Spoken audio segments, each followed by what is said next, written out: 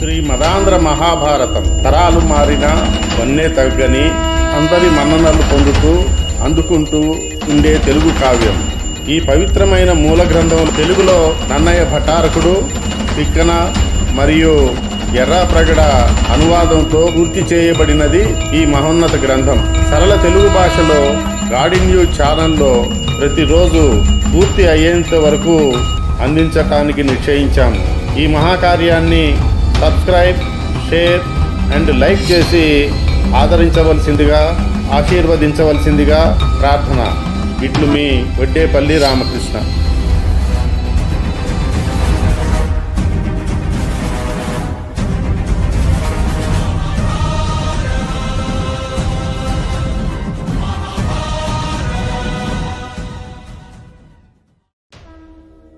ఉద్యోగ పర్వం ప్రధానంగా కురుక్షేత్ర యుద్ధానికి దారితీసిన పరిణామాలు, శాంతి ప్రయత్నాలు మరియు పక్ష విభజన వివరించబడతాయి.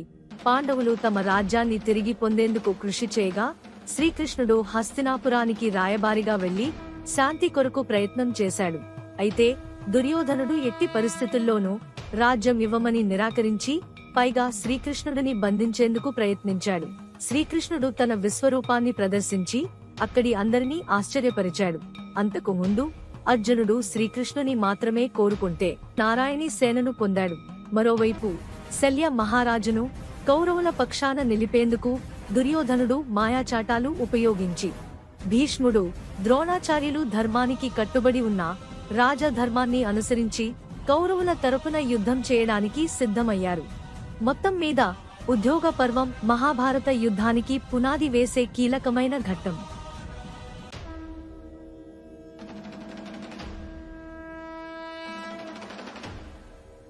ద్యూతము నాటి ఒప్పందముననుసరించి మాకు రాజ్యభాగమిచ్చిన సంతసింతము, కాని ఏకున్నచో యుద్ధమున వారిని నిర్జించి మా రాజ్యము మేము పొందగలను.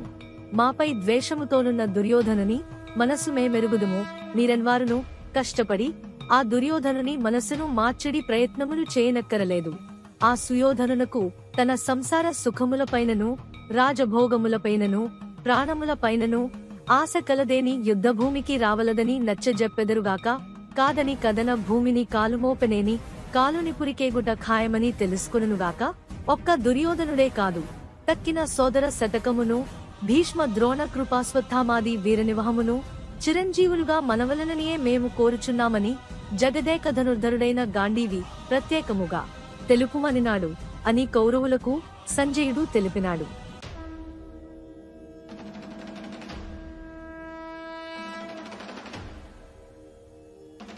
సంజయుని మాటలు వినగానే భీష్ములవారు వెంటనే ఆయన గాంధారేయ ప్రథమునవలోకించుచు, నాయనా దుర్యోధన, అర్జునుని విషయమున నీకొక్కరహోగాద చెప్పవలసియున్నది.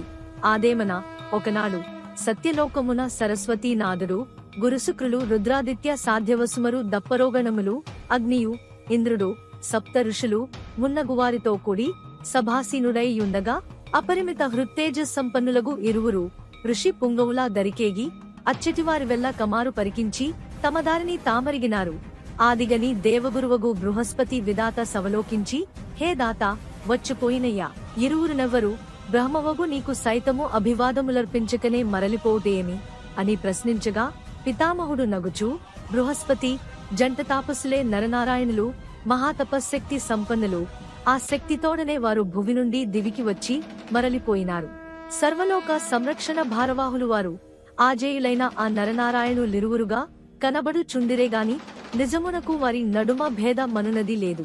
విరించి పలుకులాలించిన వజ్ర గురువగు బృహస్పతీతుడై ఏగి నరనారాయణుల జేరి వారి ప్రసన్నల చేసుకుని అసుర సంహారమొనరింప ప్రార్థింపగా, అందుల కియ్యకొని నరనారాయణులు ధనుర్ధరులై అసురుల నంతరింపజేసినారు.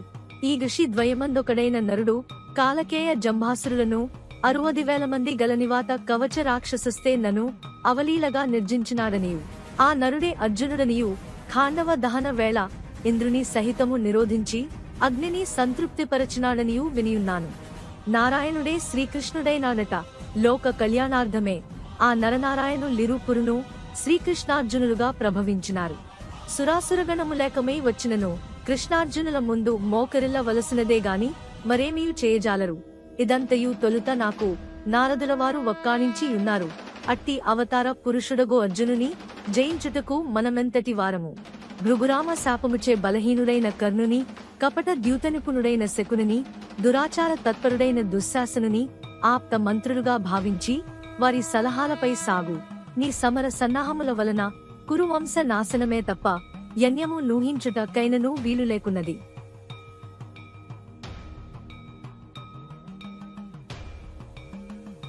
భీష్ముని పలుకులకు మండిపడిన రాధేయుడు ముదిమిచే మతి తప్పిన మాటలాడనేల పితామహ, రారాజు సన్నిహితులమైన మేమెవ్వరము దుర్బలులము గాదు, దుర్మార్గులము గాదు.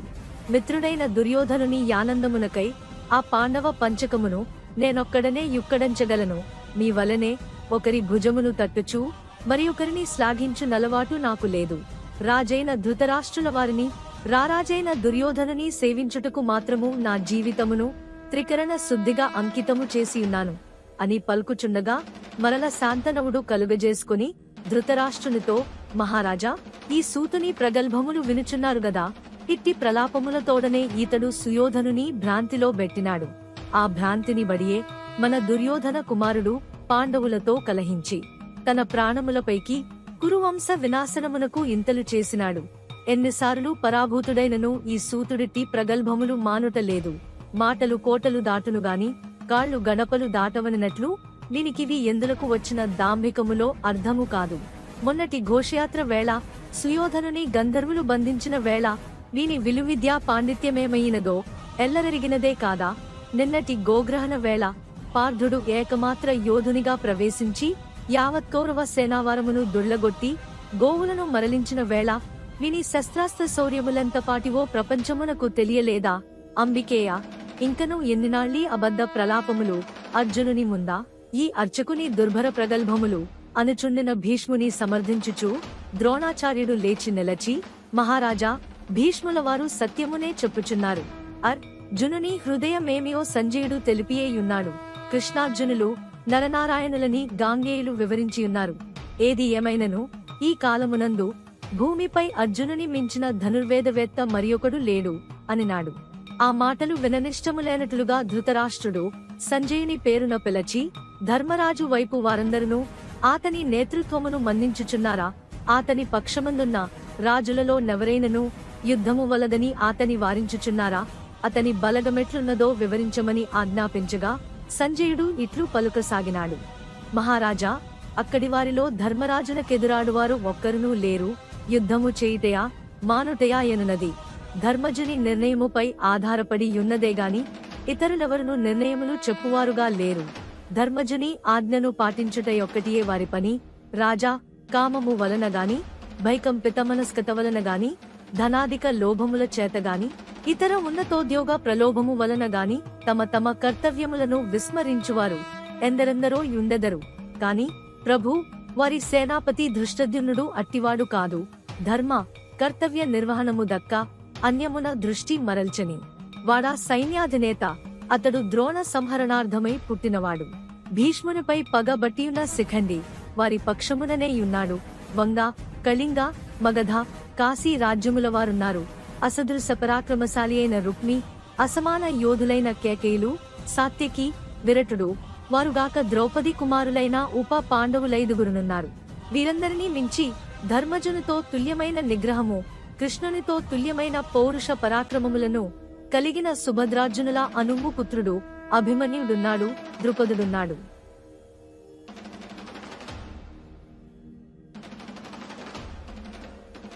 సంజయుడు చెప్పుచున్న పాండవ బలగమును వినుచునే ధృతరాష్ట్రుడు, వారందరూ మహాయోధులైన కావచ్చునుగాక, కాని వీరందరికన్నను నాకు భీముడన్ననే భయముగా నుండును. చిన్ననాటి నుండి వాడే నా బిడ్డలను పట్టి పీడించుచున్నాడు. వానికున్నంతటి బలముగాని, శక్తిగాని, ఉత్సాహముగాని నా కుమారులందే యొక్కనికిని లేకపోయినవి. వాడు అత్యంత ప్రమాదకరుడు. జరాసంధుడంతటి వానిని రెండుగా చీల్చివేచిన దండి మగడువాడు. వాడు నా పుత్రులనెల్లరని నిమేష కాలమున కడతేర్చునేమోయని భయముగానున్నది. నాకు సైతము సర్వత్రా అపశకునములే తోచుచున్నవి. ఇంతకును జరగబోవు ఈ వంశ నాశనమునకు నన్ను నిందింపని వారొక్కరును ఉండరేమో ఎనిపించుచున్నదని దుఃఖభరిత గాత్రమున పలవరించు రాజునుగని సంజయుడు, ప్రభూ, మీరనినది అక్షర సత్యము, మీ ఉపేక్ష కారణముగానే ఇంతవరకు వచ్చినది. నిజమునకు మీ పితృ పితామహుల వలన మీకు సంక్రమించిన రాజ్యము కురుజాంగల ప్రాంతములు మాత్రమే. తక్కుంగల ధరణియల్ల పాండవులు తమ నిజబలోదగ్ర పాటవమున సాధించి తెచ్చి తమకు సమర్పించినారు. కాని నేడు రాజ్యమెల్లయు మీయదియేయను ప్రధపుట్టినది, ఇప్పటికైనను మించినది లేదు. మీ కుమారులను మీ ఎదుపునకు తెచ్చుకొని రానున్న యుద్ధ ప్రమాదము నుండి రాజ్యమును కురు వంశమును రక్షింప ప్రార్థన అని అనినాడు. ధృతరాష్ట్రుడు నిట్టూర్చినాడు. అసలే ఆ భీమార్జునులు దావానల బడబానల సదృశులు, వారికిప్పుడు శ్రీకృష్ణుడు తోడైనాడు. ఇంక విజయము మాకెట్లు సిద్ధించును? తండ్రి మాటలు వినుచునే దుర్యోధనుడు ఆవేశపడి, పొరబడుచున్నావు తండ్రి, పాండవులను మేమును ఇరువురుమును కురువంశీయులమే, ఉభయులమును ద్రోణ శిష్యులమే. ఈ మట్టిపైననే పుట్టితిమి, ఒకే రకమైన ఖాద్యములు భుజించుచుంటిమి. అట్టితరి వారేదో ప్రత్యేక పురుషులన్నట్లు వారే గెలుతురని నిర్ణయించుటలేమి, విజయమును శంకించుటలేమి? ఆ పాండవులు ఎవరికన్నా గొప్పవారు? మా లోపల నెవరు వారికన్ నన్ను తక్కువవారు? భీష్మ, ద్రోణ, కృప, కర్ణ, సోమదత్త, భూరిశ్రవాస్వత్థామ కర్ణ పరివృతుండనై నే నాహవ భూమినడుగిడితినేని మా ముందు దేవతలే నిలువజాలరనగా ఇక మానవ మాత్రులైన ఈ పాండవులెంత, వారి ప్రతాపమెంత అని గర్జించినాడు. కాని ఏ కళ నుండెనో గాని ధృతరాష్ట్రుడి పర్యాయమాతనికి బుద్ధి చెప్పనుంకించినాడు. నాయనా దుర్యోధన, నీ మనస్సును యుద్ధము వైపునకు మరలనీకుము. ధర్మజుని సందేశముతో బాటుగానే అర్జునుడు ప్రత్యేక సందేశమంపినాడనచో వారెంత తీవ్రతర ధోరణి ఎందున్నారో స్పష్టముగుచున్నది. కుమారా, ఆ పాండవుల రాజ్య భాగము వారికి పడవైచినంత మాత్రమున మన భోగ భాగ్యములకు ఆవంతము కొంత కలుగదు. పుత్రా, మన వంశ శ్రేయోభిలాసులైన పితామహులు భీష్ముల వారు గాని గురువరేణ్యులు ద్రోణులు గాని రాబోవు సంగరమునకు అంగీకరించుచున్నట్టుల లేదు. ధృతరాష్ట్రుని వచనముల నక్కడనే ఖండించుచు దురభిమాన ధనుడైన దుర్యోధనుడు, పితృపాద, మీరు చెప్పుచుండిన పబోయేడి భీష్ముద్రోణాదులను విశ్వసించి నేనీ యుద్ధమునకు సిద్ధమగుటలేదు. కేవలము కర్ణునిపై విశ్వాసముతోడనే ఇందులకు సంసిద్ధుడనైనాను తండ్రి. నా రథమే యజ్ఞవాటిక, ఖడ్గము శృవము, నా భీకరగదాదండమే సృక్కు కవచము మృగచర్మము, అశ్వములే చెరువులు, నారాచములే దర్భలు, మా కీర్తియే హవిస్సు, ధర్మరాజే బలిపశువు, యాగ ఫలము మా విజయము. ఇది నా నిర్ణయము కాదందురేని గెలిచిన భూతల స్వర్గమగు భరతావని పాలనము, మరణించినచో వీర స్వర్గమున విహారము. అంతేగాని ఆ కుంతి కొడుకులతో సంధి సంధానములు నా జీవిత కాలమున సాగవు, సాగనీయను సాగరాదు అనివాడు. ఇక వీనితో వాదించుట యనవసరమని గుర్తించిన గృద్ధిరాజు కృష్ణార్జునుల తీరుతెన్నులు గూర్చి పృచ్ఛింపగా సంజయుడిట్లు చెప్పసాగెను. ఉపప్లావ్యంలో నేను మొట్టమొదటగా కృష్ణార్జునుల విడిదికే చేరితిని. ఆ సమయమునకు అక్కడ ద్రౌపది సత్యభామలను కృష్ణార్జునులను మధుపాన సేవలో మత్తిలి మహానందముగా మందహాసములు చిందించుచూ ఉన్నారు. వారికి నేనచ్చట కేగిన విషయము నివేదింపగా మధుపానపు మత్తున అర్ధనిమి లితములైన సరోరుహ నేత్రములు గల వాసుదేవుడు చెదరని మందహాసముతో నన్నుగని, సంజయ, భీష్మ ద్రోణాది గౌరవనీయ మహాజనాలంకృతమగు ధృతరాష్ట్ర సభయందు ముందుగా అర్హులైన వారందరికీ నా వందనముల నందజేయుము. వీరప వారి క్షేమ శ్రేయముల కోరినానని చెప్పుము. అనంతరమున ఆ కౌరవుల నందరును వారు చేయదలుచుకున్న దాన ధర్మయజ్ఞయాగాది సత్కర్మములేమైన యున్నచో వానిని వెంటనే నిర్వర్తించుకునుమని చెప్పుము. ఏ ఏ సుఖ భోగములనుభవింప వాంఛించుచున్నారో ఆయా భోగములను కూడా వరమే యనుభవింపుమనుము. పిల్లలను కనిడి కాంక్షయున్నచో ఆ పనిని కూడా శీఘ్రముగా కానిచ్చుకొమ్మనము. అంతయు త్వరగా కావలను. ఏలైనా ఆ కౌరవులందరూ చనిపోవుటకు మరియంతో సమయము లేదు అని చెప్పినాడు ప్రభు. యనచూ సంజయుడు కృష్ణ సందేశమును వినిపించుచుండగా ఇక వినలేకపోయిన ధృతరాష్ట్రుడు మరల దుర్యోధనునకు హితవు చెప్పబోగా అతడా సద్వచనములు వినిపించుకొనక, తండ్రి, ధైర్యము వహింపుము. ఆ పాండవ, పాంచాల, మత్స్య, కేకేయ వీరులను కృష్ణుని కూడా నామరూపములు లేకుండా నాశనము చేసి వైచెదను అని అనగా వెంటనే కర్ణుడు లేచి, ఆ పాటి పనికి దుర్యోధనుడు కావలనా? శత్రు సమూహమంతటినీ నేనొక్కడనే చంపివేసెదను. పుత్ర పౌత్రమిత్ర బాంధవ పరివార సమేతముగా పాండవులను పట్టి పల్లార్చివేసెదను అనగానే భీష్ముడు లేచి, ఎందుకొచ్చిన డాంబికములయ్యా సూతనందనా, ఇంద్రుడిచ్చిన శక్తి చెంతనున్నదని యహంకరించుచున్నావేమో గాని పాండవ పక్షముననున్న శ్రీకృష్ణుని సుదర్శనమును విస్మరించుచున్నావు. దాని ముందు నీ శస్త్రాస్త్రములు సమస్తము ఎందుకును కొరగావు. నీ నాగాస్త్రము సైతము వ్యర్థమైపోవుట సత్యము అని వక్కాణింప దానకినిసిన రాధేయుడు నన్నెటులవమానించిన ఈ భీష్ముడున్న తావున నేనుండ జాలను. రేపు యుద్ధమున కూడా ఈ శాంతనవుడు ఒరిగిపోవుదనుక నేను ధనుస్సును ధరించెను. భీష్ముని అనంతరమే నా పౌరుష ప్రతాపాలు చూపించదగాకేని చివాలన సభాస్థలి వీడి వెడలిపోయినాడు. తన ఆప్తమిత్రుని అవమానించినారని దుర్యోధనుడు సభను దుయ్యబట్టగా నాటి సభ ముగిసినది.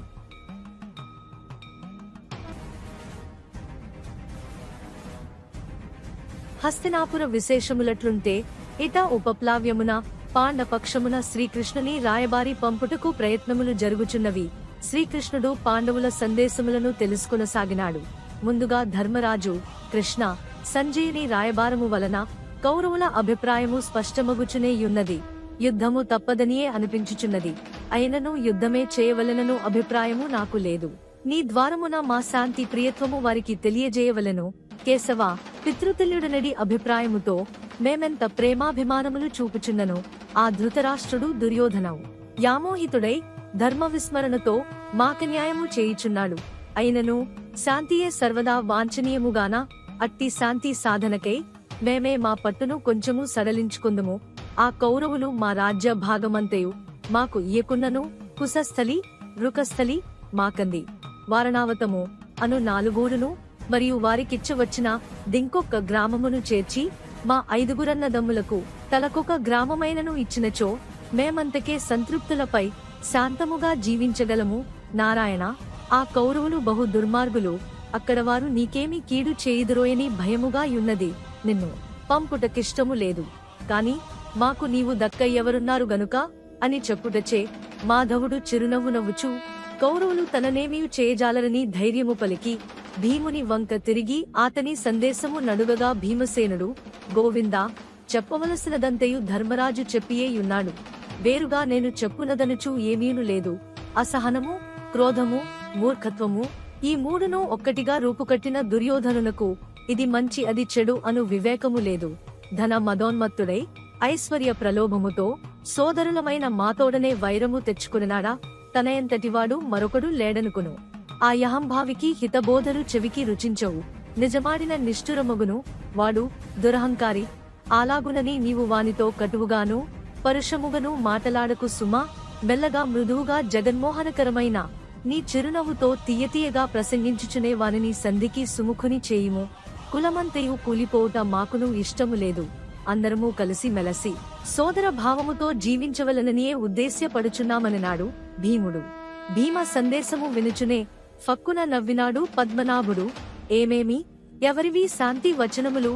భీమసేనుడా శాంతి ప్రసంగములు చేయినది పట్టరాని బెట్టిదములే తప్ప ఇట్టి మాటలు నీ నోట బుట్టుట చాలా ఆశ్చర్యము కలిగించుచున్నది. కౌరవ శిరస్సులనెల్ల భీషణ గదాఘాతమున నుగ్గునుగొనరించదననుచు నిరంతరము దంతపీడనమొనరించుచు మదదంతివలే చరించు భీముడవేనా నీవు? నిద్రలో సైతము నిత్యము సుయోధన వినాశన మార్గములనే యోచించు వృకోదరుడవేనా నీవు? పౌరుషము కోలోపోయినట్లు షండునట్లు ఇట్లు మాటలాడుతయా? పుట్టిన వంశమేమిటి? పట్టిన క్షాత్ర ధర్మమేది? ఇప్పుడీ శాంతి ప్రసంగము లేమిటి? వృధా వేళలలో ప్రగల్భములు పలికి అవసర వేళలందు భయభీతులై శాంతి పాఠములు చదువుట ధీరుల లక్షణమే గాని వీరగుణము కాదు సుమా అనుచు మధుసూదనుడా అరిసూదనుడగు భీముని గేలి చేయగా ఉడికిపోయినాడు వృకోదరుడు. దుర్యోధనుని వధించవలనని ఇప్పుడు కూడా నా మనసు తహతహలాడుచునే ఉన్నది. కాని కులమంతయు నాశనమై పోవునను తలపుతో అట్లన్నాను గాని చేవ చచ్చియు కాదు, చేతగాకయు కాదని రెచ్చిపోవుచున్న సమీర పుత్రునకు కృష్ణార్జునులు సర్ది చెప్పి శాంతింపజేయగా పిమ్మట పార్థుడు భీమాభిప్రాయమునే సమర్థించి చెప్పి సాధ్యమైనంత వరకు సంధి జరిగే లాగునే చూడు అనగా నకులుడు కూడా ఆ మాటే చెప్పాడు. సహదేవుడు సూత్రము సంధి నంగీకరింపలేదు. మా యన్నయ్యల ధర్మదృష్టి దొడ్డదియే కావచ్చును. నాడు కురుసభాభవనమున పాంచాలి నంత నీచముగా అవమానించిన సుయోధనాదుల శవములు కళ్ళ జాచువరకు నాకు శాంతి లేదని ఉద్రేకముగా పలుకగా అచటనే యున్న సాత్వికి అతనిని అభినందించినాడు.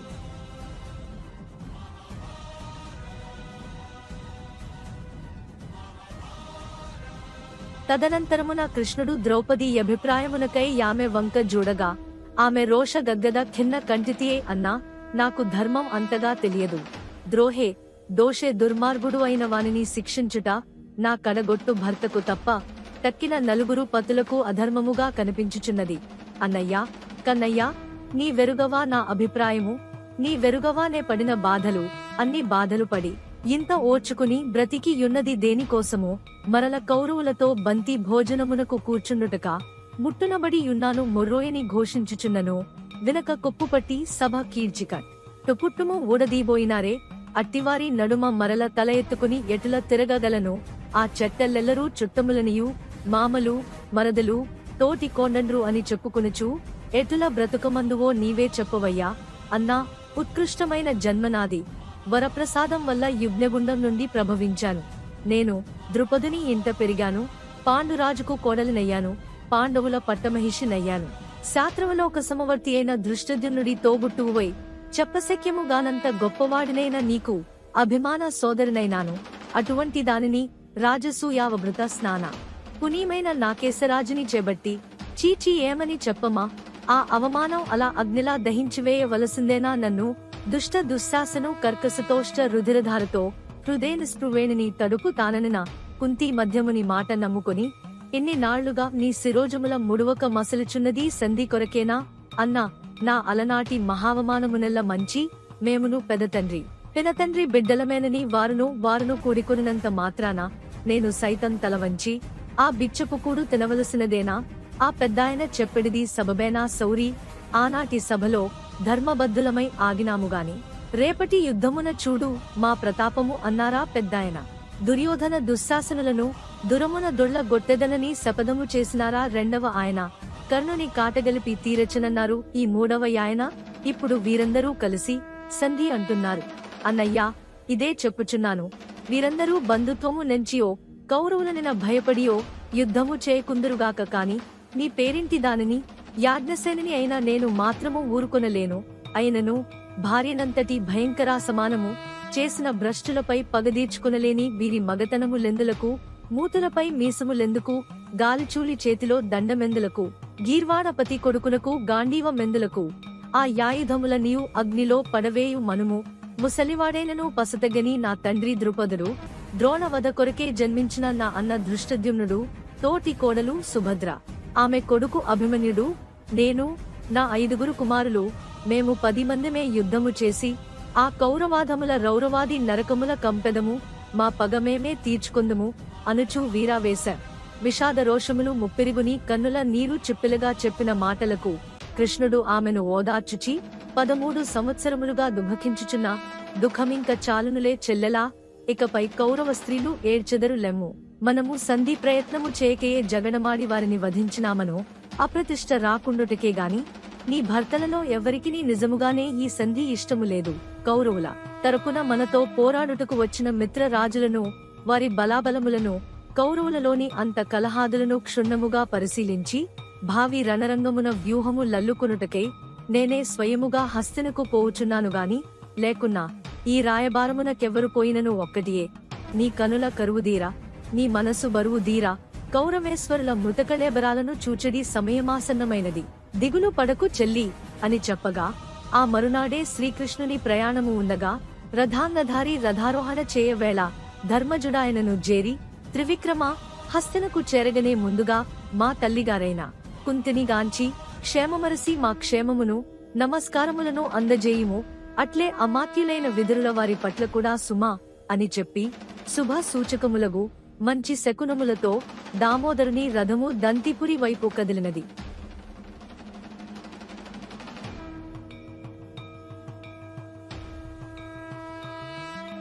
ఉపప్లావ్యము నుండి ఉపేంద్రుని రథం బయలుదేరగనే హస్తినాపురంలో అన్ని రకముల అపశకునములు తోచసాగినవి.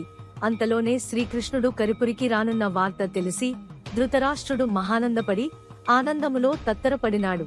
భీష్మద్రోణాదుల నందరను పిలిపించి, ఇదిగో వాసుదేవుడైన శ్రీకృష్ణుడు మన నగరికి రానున్నాడు. వారికి స్వాగతం ఇచ్చుటకు మన నగర వాసులందరూ సంసిద్ధులను చేయవలను. మహా తేజసంపన్నుడైన ఆ మాధవుడు సంతోషము కలిగించిన వారి నందరినీ అనుగ్రహించి కాపాడను. విదురా, బాహ్లిక దేశాగతములైన మేలుజాతి అశ్వములచే సజ్జితములైన 16 రథములు, 8 ఏనుగులు, గిరి ప్రాంతీయులంపిన కమ్మలులు, చీనా మొదలైన దేశముల నుండి వచ్చిన సుతి మెత్తని మృగచర్మములు, దివారాత్ర భేదముగా ప్రకాశించు మణులు ఆ నందనందనునికి సమర్పించుకునేదనుగాక. 100 మహాప్రౌఢలైన మదవతులను ఆ దేవకీనందనుని సేవకు నియమించవలెను. యశోదాపుత్రునకు స్వాగతమిచ్చుటకుగాను ఒక్క దుర్యోధనుడు తప్ప తక్కిన బంధు మిత్ర పరివార గణముల నీయు తరలిపోవలసినదే. హస్తినాపురములోనున్న వేశ్యాలలా మలందరును పాలంకృతలై మంగళ గీతికలతో హారతులిచ్చుచు తీసుకుని రావలెను. పట్టణమంతయు జెండాలతో అలంకరింపబడవలే. సౌధాగ్రములన్నిట మన పతాకములెగురు చుండవలెను. దుర్యోధనుని భవనము కన్నను దుశ్శాసనుని మందిరమే అందముగా నుండును కావా. కృష్ణునకు ఆ అందమైన మందిరమందే విడిది నీయవలే. ఆ యదుభూషణునకే వస్తువు నచ్చినను అది తక్షణమే అతనికి సూడిద నీయవలెను. ఆ పాండవ పక్షపాతి మనస్సునకు లేసమైనను క్లేశము కలగకుండగా సంతృప్తిపరచవలే నని నిమంత్రింపసాగిన ఆ జనుషాందునితో విదురుడు, మహారాజా, మీరాయనను తృప్తి పరచవలనన్నచో ఇవేవియూ చేయనక్కరలేదు. ఆయన చెప్పిన పలుకులాలించి పాండవులకు రాజ్యభాగమో లేదా 5 గ్రామములో ఇచ్చి సంధి చేసుకున్న అదియే ఆయనకు తృప్తి అనినాడు. ఇంకను మహామేధావియు కౌరవ ప్రధానామాత్యుడును అగు విదురుడు, రాజా, మణిమాణిక్యముల చేతను మదవతుల చేతను ఆ పార్థ సారథిని ప్రలోపరచగలమనుకుని వారిని అపార్థము చేసుకునవలదు. మనము ప్రకటించబోవు ప్రదర్శించబోవు సమస్త స్వాగత సత్కారాదులను ఆ రుక్మిణీపతి తిరస్కరించి తీరును. అర్ఘ్య పాద్యములు దప్ప మరి దేనిని ఆయన తాకడు. ఏదో విధముగా ఆ నవనీత చోరుని వశము చేసుకుని పాండవులకు భాగమీయకేయే పబ్బము గడుపుకొందమన ఆలోచన చేయవలదు. ఎట్టి పరిస్థితులందునూ ఆ ద్వారకా వాసునకు పాండవులపై గల ప్రేమము నశింపదు, క్షీణింపదు అని చెప్పుచుండగా అహంభావి అయిన కౌరవాగ్రజుడు విసుగుకొనుచు, విదురుడాడినది వింటిరిగదా, మనమేమి చేసినను అతడు పాండవుల మైత్రి విడువనప్పుడు అసలు మనమతనికి స్వాగత సత్కారములు మాత్రము ఎందులకు చేయవలెను. దూతగా వచ్చినవాడు దూతగానే 4 ముక్కలు చెప్పును పోవును, దానికింత అట్టహాసమేలా. అదీనుగాక నేనెటులను రాజ్యమున పాండవులకు పాలు పెట్టను. యుద్ధం అనివార్యము. ఆ యుద్ధమున పాండవులకి కృష్ణుడే గదా పెద్ద దిక్కు. కాని రాయబారమునకు వచ్చిన ఆ పాండవ పక్షపాతిని మనమిక్కడనే బంధించి వైచితిమేని పాండవులు దిక్కుమాలిన వారే పోవుదురు. కావున మీరందరూ కలసి ఆ కృష్ణుని బంధించు ఉపాయము నాలోచింపమని దుర్యోధనుడు అనినాడు. అది వినుచునే భీష్మాదివృద్ధులు లోలోపల సుయోధనుని దూషించుకుని దుర్యోధనుని దురాలోచనకు అసహ్యపడిన అమరనదీసునుడు సభ నుండి నిష్క్రమించినాడు. కృష్ణుని బంధించవలనన్నచో తమపై అతనికి అనుమానము రాకుండగా చూడవలెను. అందుచే ఆదిలో కాదన్నను కృష్ణుని స్వాగతమునందు మాత్రము దుర్యోధనుడడ్డుపడలేదు.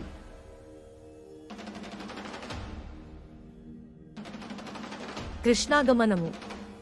జగన్నాథుడి రథ చక్రాలు హస్తినాపుర భూమిని తాకు సరికి తత్పురవాసులైన పౌరజానపదులెల్లరును మంచి మంచి వస్త్రములు ధరించి అందముగా అలంకరించుకుని మార్గమున కిరుప్రక్కలా బారులు దీని నిలచినారు.